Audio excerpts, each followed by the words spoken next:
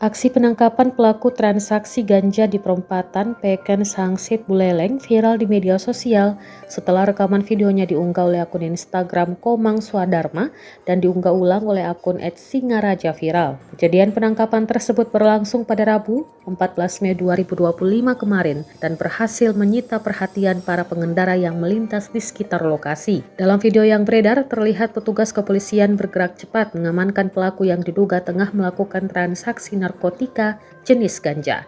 Kerumunan warga dan pengendara pun tampak memperhatikan proses penangkapan tersebut. Beberapa orang terlihat merekam kejadian menggunakan ponsel mereka. Hingga berita ini diturunkan, pihak kepolisian belum memberikan keterangan resmi terkait identitas pelaku dan jumlah barang bukti yang berhasil diamankan.